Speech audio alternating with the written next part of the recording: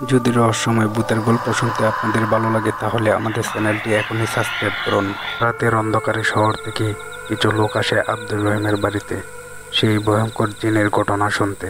তখন থেকেই শুরু হয় জিনের সেই ভয়ঙ্কর ঘটনা, যা শুনলে আপনারা অবাক হয়ে যাবেন। শহর থেকে লোক আসা বুঝতে পেরেই মেয়েটির চোখ সাদা হয়ে যায়। আর এদিকে আব্দুর রহিম ঘর থেকে বের হয়ে দেখতে পায় চেয়ারম্যান সাহেব এসেছে কিছু লোক নিয়ে, এবং চেয়ারম্যান সাহেব তাদের সাথে পরিচয় করিয়ে দেন। মেয়েটি ভয়ঙ্করভাবে তাকিয়ে আছে। হঠাৎ হঠাৎ করে ঘরটি নাড়া দিয়ে ওঠে। চেয়ারম্যান সাহেব কিছুটা ভয় পেয়ে যান। চেয়ারম্যান সাহেব ভয় পেয়ে এখান থেকে চলে যেতে শুরু করেন, কিন্তু শহরের লোক তাকে সান্ত্বনা দিয়ে বসিয়ে রাখেন। শহরের লোকজন এসব বিশ্বাস না করে আব্দুর রহিমকে বলেন, আপনাদের মেয়েকে আমাদের সামনে নিয়ে আসুন, আমরা দেখতে চাই। আব্দুর রহিম বাধ্য হয়ে মেয়েকে তাদের সামনে নিয়ে যায়।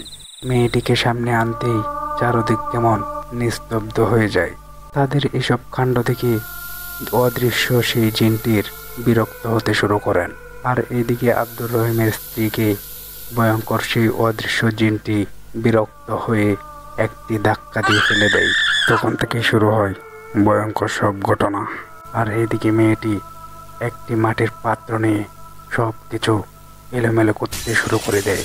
আর এদিকে সবাই হঠাৎ থমকে দাঁড়ায়।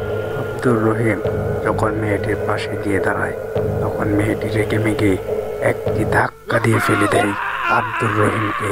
মেয়েটি চেয়ারম্যান সাহেবের দিকে তাকিয়ে গুনগুন করে যেন কি বলছে। মেয়েটি ভয়ঙ্করভাবে হাসতে হাসতে চেয়ারম্যান সাহেবের উপর গিয়ে ঝাঁপিয়ে পড়ে।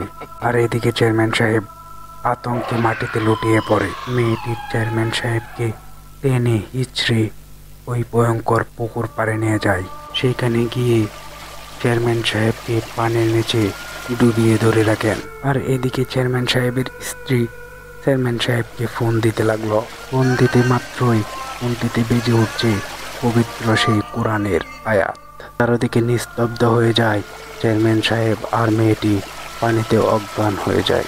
বন্ধুরা, আপনাদের একটি লাইক, একটি কমেন্ট আমাকে পর্ব বানাতে সাহায্য করে। গল্পটি ভালো লাগলে আমাদের চ্যানেলটি সাবস্ক্রাইব করে পাশে থাকুন এবং কমেন্টে জানিয়ে দেন দ্বিতীয় পর্বের জন্য।